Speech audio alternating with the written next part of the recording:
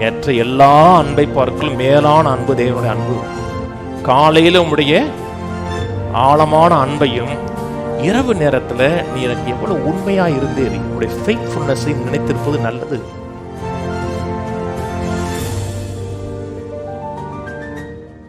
கர்த்தரை துதிப்பதும் உன்னதமானவரே நாமத்தை கீர்த்தனம் பண்ணுவதும் 10 நரம்பு வீணையினாலும் தம்புருவினாலும் தியானத்தோடு வாசிக்கும் சுரமண்டலத்தினாலும் காலையில் உமது கிருபையும் இரவிலே உமது சத்தியத்தையும் அறிவிப்பது நலமாயிருக்கும். காலையில் உமது கிருபை, காலையில் உமது கிருபைன்னு போட்டிருக்கு.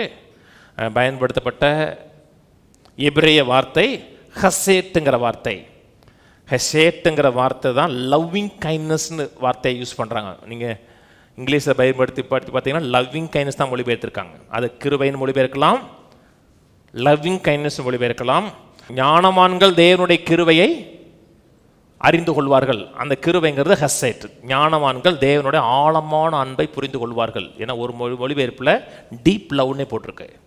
காலையில் உம்முடைய டீப் லவ்வையும் இரவிலே உமது சத்தியத்தையும், சத்தியத்தினா ஆங்கில பேரில் அவரோட ஃபெய்த்ஃபுல்னஸையும் அறிவிப்பது எவ்வளவு நலமாக இருக்கும். காலையில் எந்திரிச்ச உடனே ஆண்டவரை நீங்கள் என் மேலே எவ்வளோ அன்பாக இருக்கீங்க, எவ்வளவு நீ நேசிக்கிறீங்க, என் மேலே நீங்கள் வைத்திருக்கிற அன்புக்கா நன்றியப்பா அப்படின்னு ஆரம்பிக்கணும்.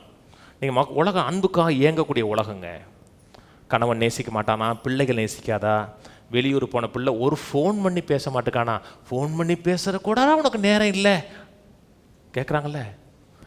அந்த அதை விரும்புகிறோம், அன்பை விரும்புகிறோம். அந்த மனுஷன் அப்படி தான் உருவாக்கப்பட்டிருக்கிறான்.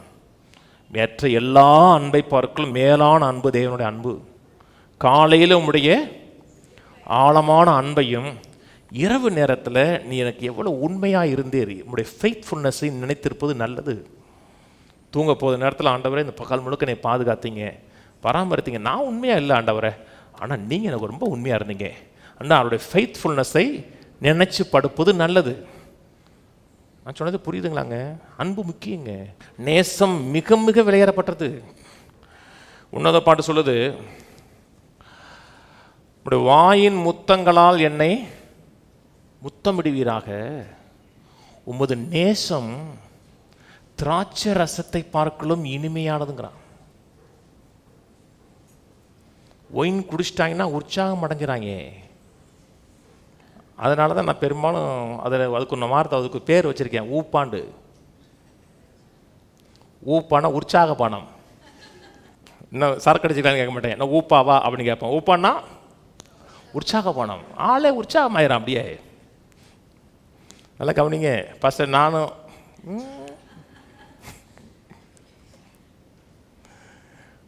ஒயினில் இருக்கிற உற்சாகத்தை பார்க்கலும் தேவனுடைய அன்பில் இருக்கிற உற்சாகம் அதிகம்.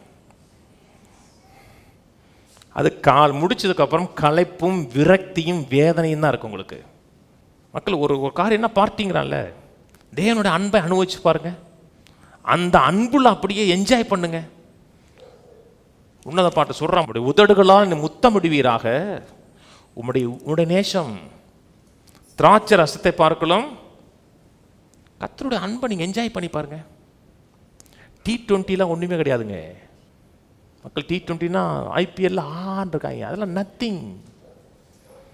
கர்த்தருடைய அன்பு மேலானது, உயர்ந்தது. அனுபவிச்சு பாருங்க. அனுபவிச்சு பார்த்தீங்கன்னா அதனுடைய நிறைவு மேலானதாக இருக்கும். அதாவது சிலருக்கு தெரியும், அன்பு தெரியும். கர்த்தரை நேசிக்கிறாரா, நேசிக்கிறாருன்னு தெரியும். அதாவது இங்கிலீஷில் 2 வார்த்தை யூஸ் பண்ணுறாங்க. ஒன்று ஃபெமிலியரிட்டி, இன்னொன்று இன்டிமெசி. ஃபெமிலியராக இருக்கிற காரியம்லாம் இன்டிமேசியாக இருக்குன்னு சொல்ல முடியாது. உங்கள் வீட்டுக்காரங்களுக்கு தெரியுமா? என்ன கேள்வி இது? உங்கள் வீட்டுக்காரங்களுக்கு தெரியுமா? உங்கள் வீட்டுக்காரோட நெருக்கமாக இருக்கீங்களா? நீங்கள் நெருக்கமாக இருக்கீங்கன்னா அவரை உங்களால் அண்டர்ஸ்டாண்ட் பண்ணி வாழ்கிறீங்களா? நீங்கள் அதை பேசுகிறது உங்களை புரிஞ்சிருக்கிறாரா? அவருடைய நேச்சர் தெரியுமா உங்களுக்கு? அவருடைய சுபாவம் உங்களுக்கு தெரியுமா? ரொம்ப பேர் தெரியாது. ரொம்ப பெண்களுக்கு ஆணை பற்றி தெரியாது, ரொம்ப ஆணுக்கு மனைவியை பற்றி தெரியாது. அவனுக்கு இன்னும் திட்டிகிட்டே இருக்காங்க தெரியுமா? ஏன்? ஃபெமிலியாரிட்டி இருக்கு, இன்டிமேசி இல்லை, ஒருத்தரை ஒருத்தர் புரிந்து கொள்ளுதல் இல்லை. இயேசுகிட்ட 12 சீசர் இருந்தாங்க. ஃபெமிலியாரிட்டி இருந்துச்சா? ஒன்றா சாப்பிட்டாங்க. இன்டிமேசி இருந்துச்சா? இன்டிமேசி கிடையாது. அந்த சமரியா ஸ்திரீ, அவளுக்கு ஃபெமிலியாரிட்டி கிடையாது, இன்டிமேசி இருந்துச்சு அவளுக்கு. ஒரே நாளில் சொல்கிறான் இவர் ரட்சகர்ன்ட்டாவ. கணத்தில் மட்டும்தாங்க பார்த்தா இவர் ரட்சகர்னா. இஸ்ரவேல் மக்களுக்கு வேத வாக்கியம் தெரியும், ஆனால் 100க்கு அதிபதிக்கு ரெவலேஷன் தெரியும். சில மக்களுக்கு தெரியும், சிலருக்கு ட்ரூத்து ரெவலேஷனாக தெரியும். என்னை முத்தம் விடுகிறாருன்னு சொல்லலைங்க.